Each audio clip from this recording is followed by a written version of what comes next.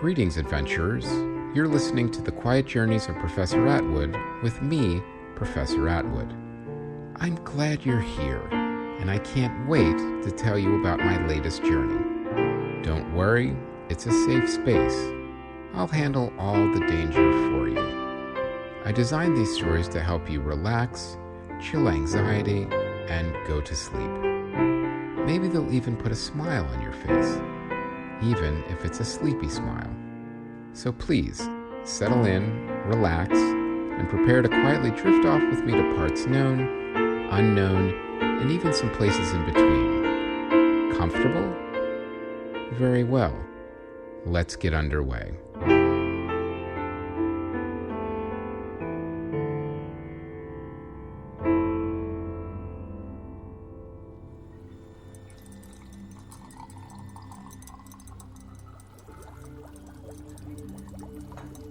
Hello, adventurers. I hope you're doing well.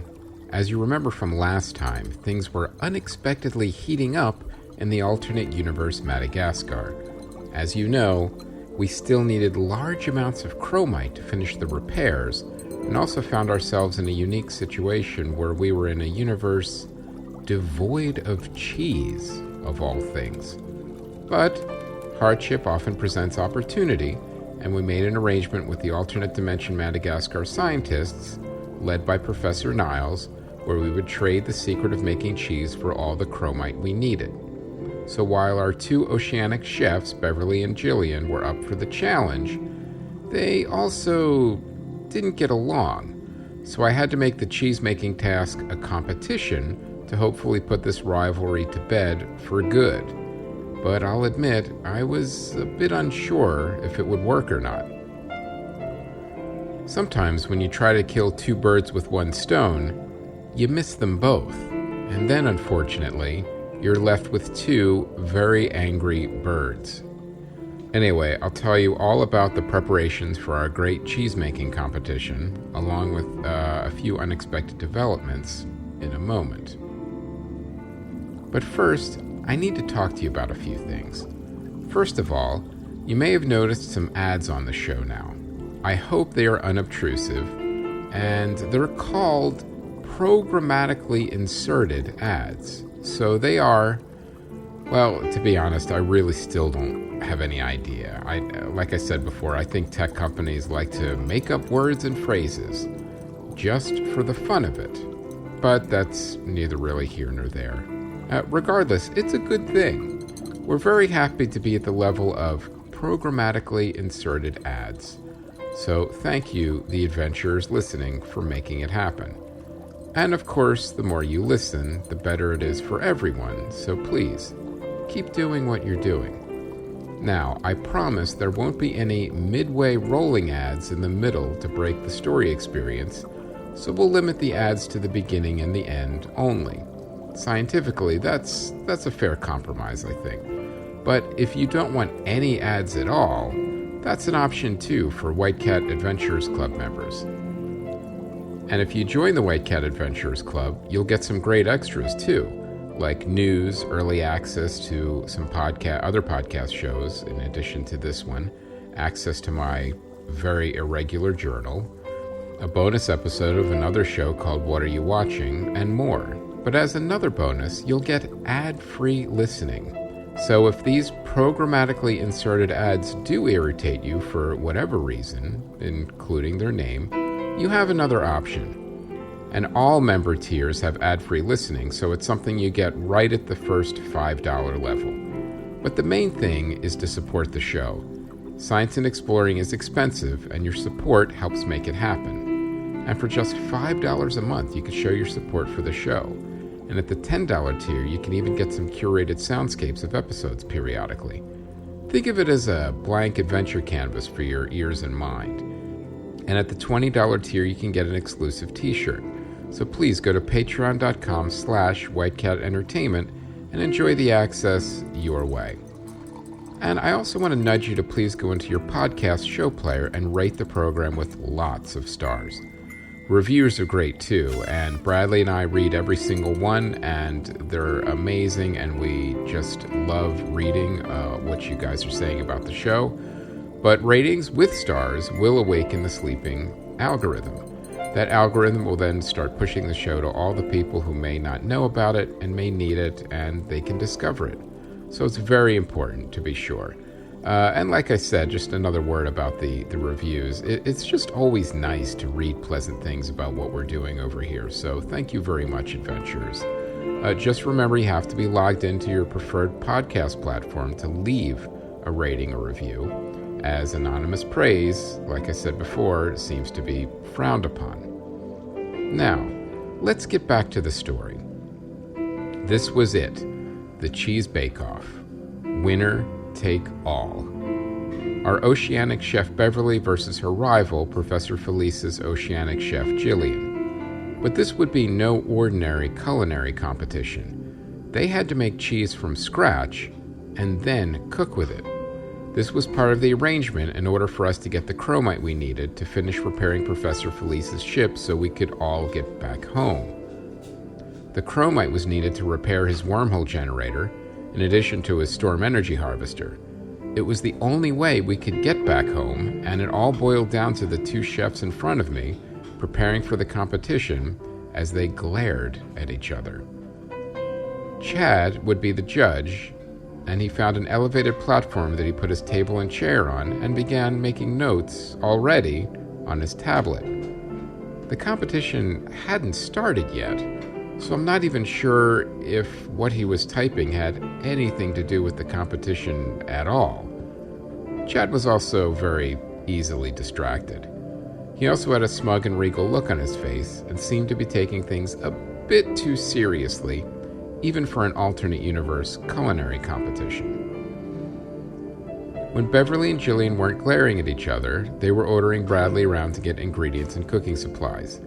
Not the best use of time for my lab assistant, but there wasn't really much choice. I then noticed Dolores had offered to help as well, and I think partly because she wanted to be around Bradley, as it appeared they had patched things up, and also because I think she wanted to keep an eye on Beverly and Jillian to make sure things didn't escalate and go off the rails again. And going by what transpired a little while ago, she had secured all the cabbage as a precaution. No one wanted to be caught in the middle of another cabbage fight between chefs. I made that mistake once. I would not make it again. Dolores was also a bit concerned with the carrots, but they were secured in a locked case in the kitchen already, so no worries there. The competition would begin in the morning once all the preparations were made. Dolores had everything under control, which meant I had the rest of the day to focus on other issues like checking in on the repairs, getting the chromite we needed loaded up and secured properly onto the Wayfarer, and other odds and ends that required my attention. Professor Niles pretty much had everything under control for the competition preparations, and Dolores would be there if anything went sideways. After a few hours of diligent check-ins and logistical planning, Professor Niles suggested we take a break and see some of the beautiful Madagascar beaches. I agreed, and could use a little time to clear my head. Since we were staying overnight, Professor Niles had us all put up at a nearby hotel with its own private beach, and it was spectacular. He didn't act like it was a big deal, however, and added that all visiting scientists were treated this way, and that 4-star hotels were the minimum comfort level that scientists would ever be asked to stay at. Now, I have to say, there were certainly aspects of this alternate universe I would miss, that is for sure. We took a walk on the beach, and like I said before, I was getting used to the two suns, so the suns were warm on my face, and I took my shoes off to walk barefoot in the sand.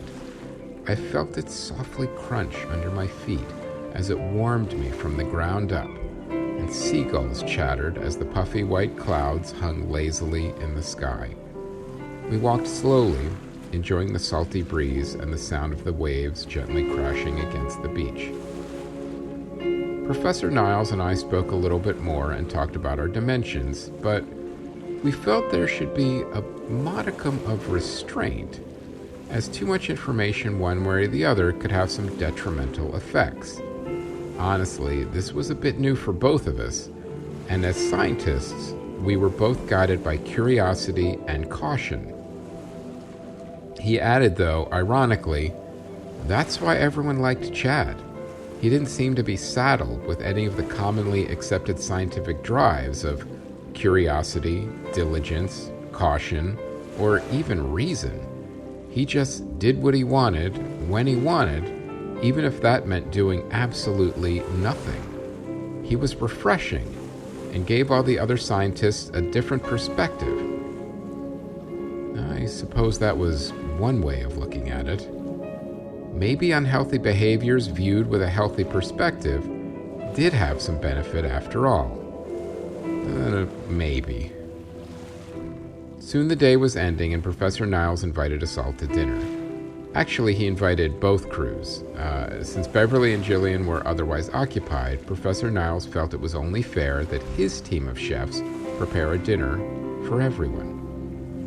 It was a bit of logistics to get everyone there from the Wayfarer still under repair, but even though Professor Niles had an apparent fleet of multicolored scientific helicopters with pilots standing by, it turned out the Wayfarer was now in good enough shape that it could dock at Port Tomasina as well, so it actually took very little time to get everyone together for dinner.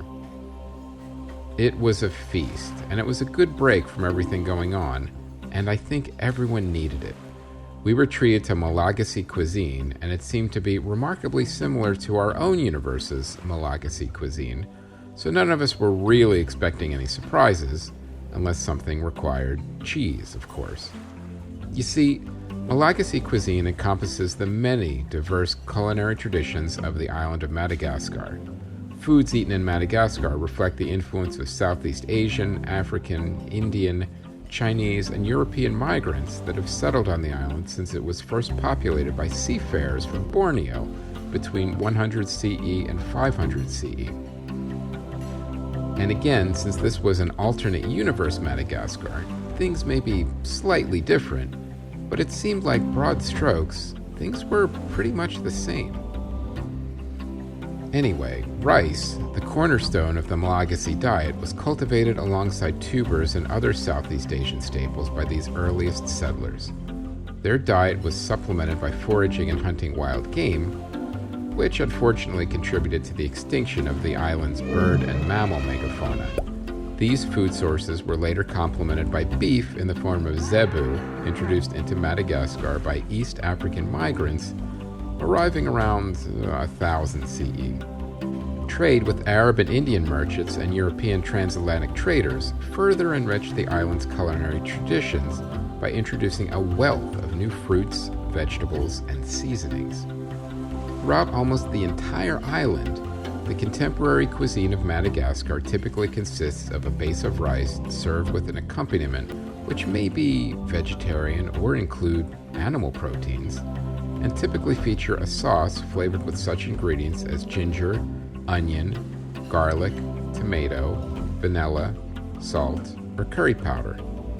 In parts of the arid south and west, pastoral families may replace rice with maize, cassava, or curds made from fermented zebu milk. Now, obviously here was an alternate universe difference, of course, as there were no curds here, yet.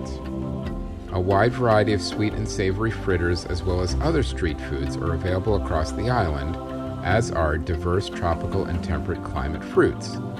Locally produced beverages include fruit juices, coffee, herbal teas, and other teas, as well as alcoholic drinks such as rum, wine, and beer.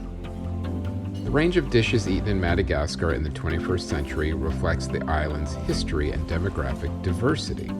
The complexity of Malagasy meals can range from the simple, traditional preparations introduced by the earliest settlers to the refined festival dishes prepared for the island's 19th century monarchs. Although the classic Malagasy meal of rice and its accompaniment remains predominant, over the past 100 years, other food types and combinations have been popularized by French colonists and immigrants from China and India. Consequently, Malagasy cuisine is traditional while also assimilating newly emergent cultural influences. So, everything kind of kept changing. That old saying, the more things change, the more they stay the same. Sometimes that applies to cuisine as well. Now, Professor Niles offered us all a combination of signature dishes and so-called street food, and it was all delicious. I would have to get back to our own dimensional Madagascar to compare them. We enjoyed all sorts of rice dishes, soups, and meats with ginger and other flavorful dishes. My favorite was the ravitoto, which is the local name for crushed cassava leaves. It was prepared with fatty pork, so not the healthiest dish. But when in alternate universe Rome, as they say, and to accentuate the flavor, the chefs added coconut milk and crushed peanuts. There was also a variety of cakes and fritters collectively known as muff, meaning bread, which are available from kiosks in towns and cities across Madagascar. The most common is muff gas, meaning Malagasy bread, which is made from a batter of sweetened rice flour poured into greased circular molds and cooked over charcoal. Muff gas is a popular breakfast food and is often eaten with coffee. Also, it's sold at kiosks. In coastal areas, this muff is made with coconut milk and is known as mukar. Other sweet muff include a deep-fried donut called menakeli and a fried dough ball called muff bowl, as well as a variety of fruit fritters, with pineapple and bananas among the most common fruits used. A variety of these were served to us, and they were all delicious. Temperate fruits found in Madagascar include apples, lemons, pumpkins, watermelon, oranges, cherries, and strawberries, so there was a lot to choose from. And among the many tropical fruits commonly eaten in Madagascar are coconut, tamarind, mango, pineapple, avocado, passion fruit, loquats, guava, longans, lychees, persimmon, and pakpak, a fruit similar to a physalis. While on the west coast, the fruit of the baobab tree is eaten during the brief period when it becomes available near the end of the rainy season. Now, this you probably knew. Madagascar is known for its cocoa and vanilla, much of which is exported. I mean, how many times have you seen Madagascar vanilla in your food store? In the coastal areas of Madagascar or in upscale island restaurants, vanilla may be used to prepare savory sauces for poultry. Now, even though we were full, Professor Niles brought out one last dessert. Bonbon cocoa is a popular candy made from shredded coconut cooked with caramelized sugar and formed into chewy balls or patties.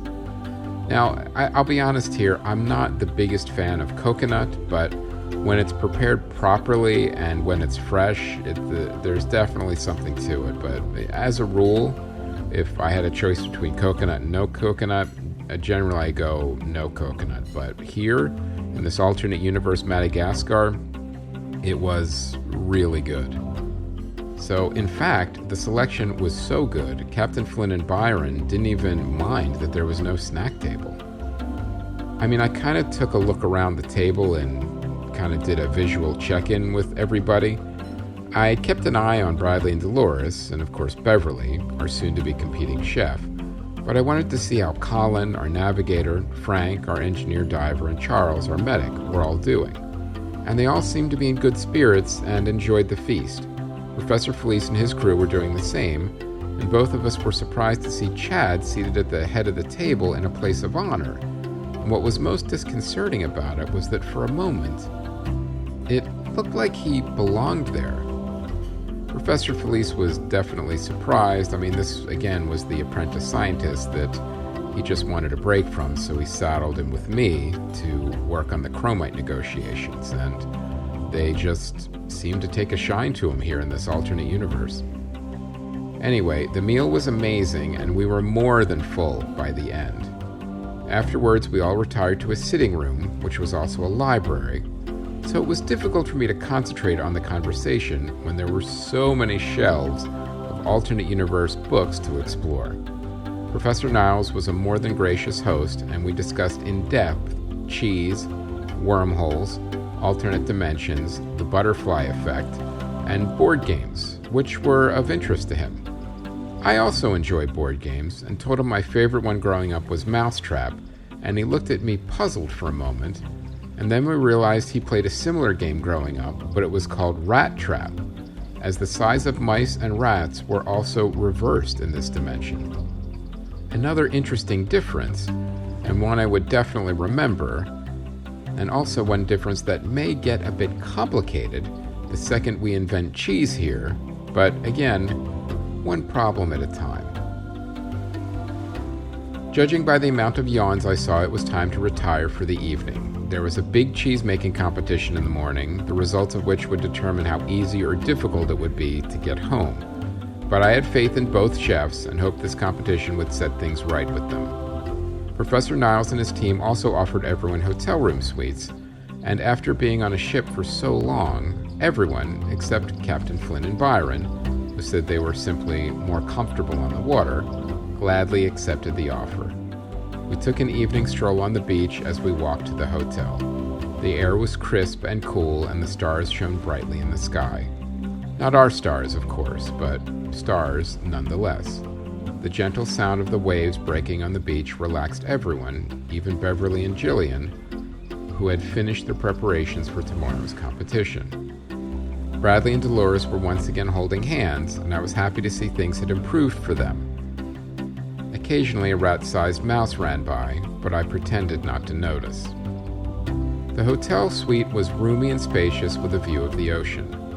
I'm sure I would appreciate it more in the morning when it wasn't so dark, but the moonlight reflected off the surface anyway, and I was intrigued to see that there was only one moon. So 2 suns, but only 1 moon. If I had more time, I'd love to learn about the entire solar system and its differences, but there simply would not be enough time. It had been quite a long day. I changed and crawled into the delightfully comfortable bed and was asleep in minutes. The next day, the 2 suns shone brightly in the sky and reflected off the water. It was indeed quite a view from my hotel suite. I took a deep breath and enjoyed the salty air as I listened to the sounds of the busy port off in the distance. I enjoyed a complimentary breakfast buffet, cheeseless of course, so the omelet bar was a bit less satisfactory than our own dimension. And of course there's nothing like a good cheese Danish in the morning, but I had to settle for a cinnamon bun instead, which was quite nice, actually. I returned to the Thomasina Port Science Center and met Professor Niles there. Together we walked to the competition staging area. All the preparations had been made, and Beverly and Jillian were there, ready to compete, make cheese, and be declared the best oceanic chef in 2 universes. The last time I had witnessed a food competition live was on my trip to the Tongass National Forest in Alaska, where I had met my friend Benny, the professional washboard player. He invited me to an underground lumberjack competition, and one of the rounds was flapjack cooking. If there was one thing that stood out, it was that people take their culinary competitions very seriously, from participants to spectators. Honestly, I think it was almost as thrilling as the bear wrestling. There were some bleachers set up, and most of the crew from both ships were present. Professor Felice said that while it would be more time efficient to have everyone concentrate on repairs, sometimes morale is more important, and everyone needed the break. A cooking competition was a good way to take everyone's mind off things, and both crews seemed excited about it. I agreed and thought this was a good call on Professor Felice's part.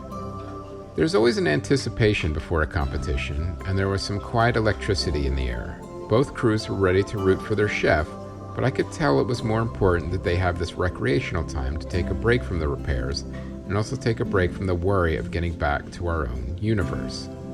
Professor Niles' scientists were also in attendance and eagerly awaiting the competition, but I don't think they had a favorite, and I also think they were mostly interested in just having more cheese, which I understood. I sat down myself and eagerly awaited the competition to begin. Professor Niles walked in front of everyone and did a quick welcome and explained the rules of the competition. There would be 3 rounds: the actual cheese-making round, an entree round, and a dessert round. There would be bonus rounds for appetizers, but they were not part of the main scoring, so both contestants were advised to keep an eye on the clock. Chad sat to the side on an elevated dais, which looked ridiculous, but no one from this universe seemed to think so. As the dishes were made, they would be brought to Chad for tasting and review, along with the cheese itself. Now, I know we talked about the history of cheese earlier, as I explained it to the alternate universe Madagascar Scientists, but from a practical matter of actually making it, it boiled down, literally and figuratively, to one thing: the goal of any cheesemaker, from novice to pro. In a nutshell, the goal of cheesemaking is to control the spoiling of milk into cheese. The milk is traditionally from a cow, goat, sheep, or buffalo, although in theory, cheese could be made from the milk of any mammal. Well, we were not going to test that theory today or anytime soon. As you are aware, cow's milk is most commonly used worldwide. The cheesemaker's goal is a consistent product with specific characteristics: appearance, aroma, taste, and textures.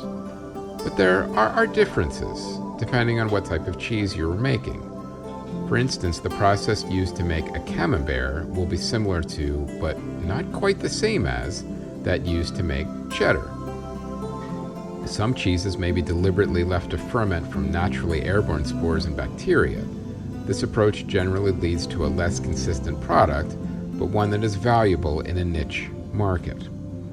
Beverly and Jillian began their cheesemaking enthusiastically, and were focusing on culturing, as far as cheesemaking process, with the help, of course, of the Madagascar Scientists' food aging tech to speed things up.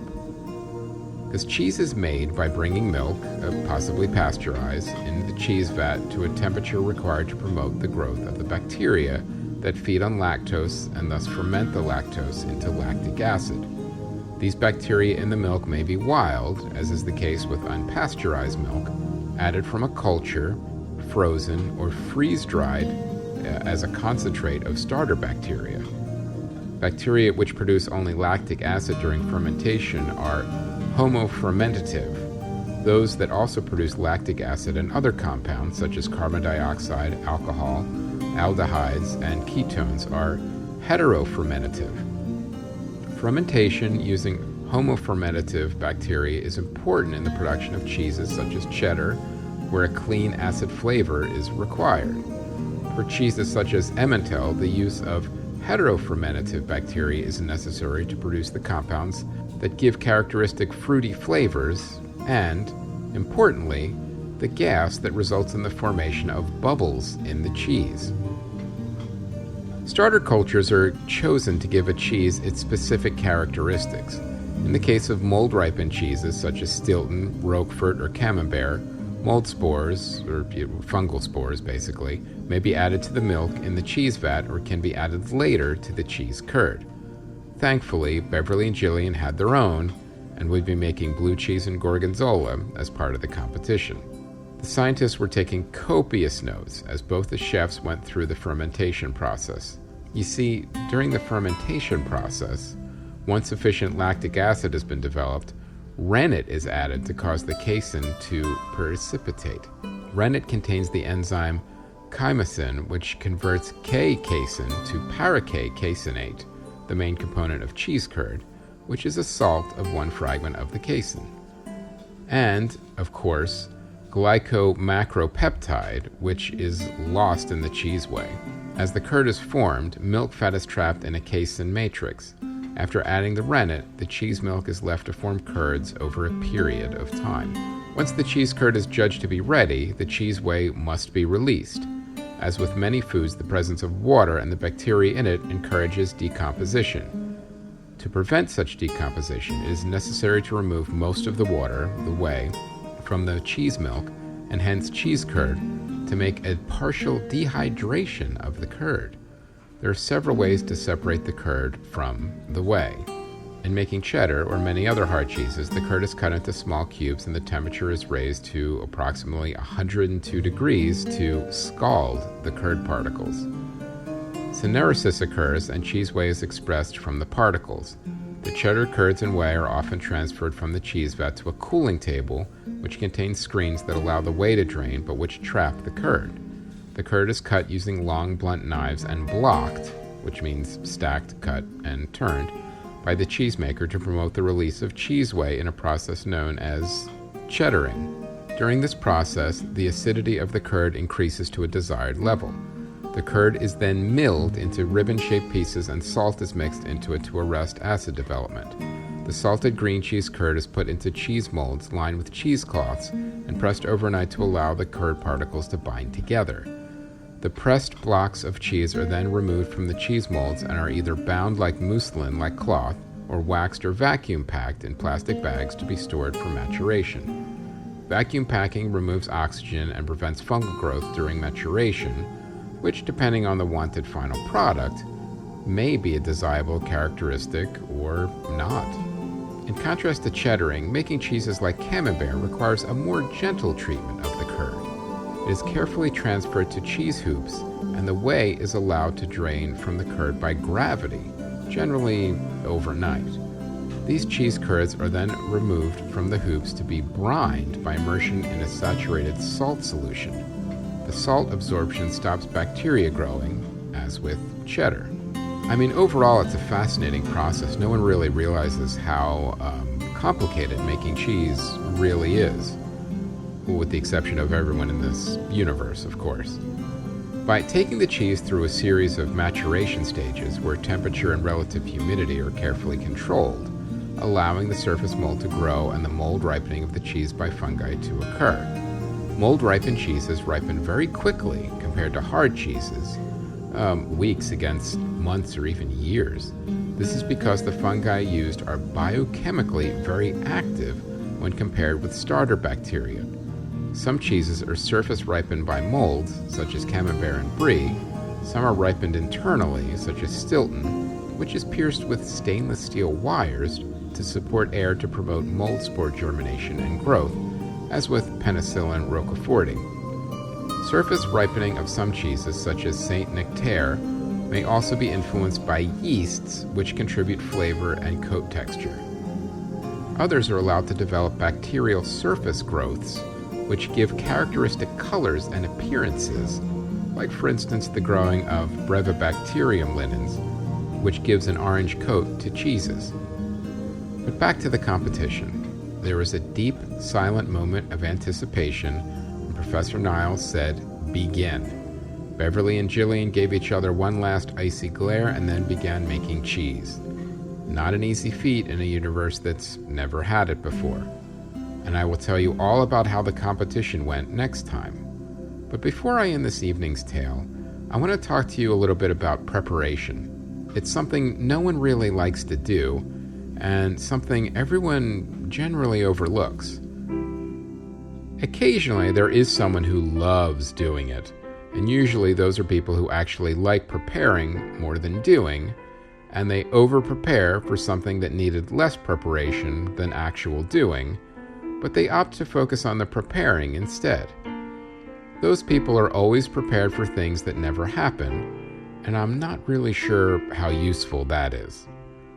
Now, obviously, not all of you are going to be preparing for adventures like exploring underwater cities, traveling through time, or searching for the legendary Soul Glacier, but nevertheless, preparation is important in all its forms. As much as we don't like doing it, think of preparation as part of the activity you're about to engage in. It's a way to picture yourself doing it, and a way to picture what you need. The thing is, it's a good way to live your life. If you're always doing a hint of preparation on everything you do, from grocery shopping to visiting a pop-up art auction, you'll just be more prepared for, well, anything. Now, obviously, you can't prepare for everything, but why not put the odds in your favor? A little prep and a little perspective goes a long way. Good night, adventurers.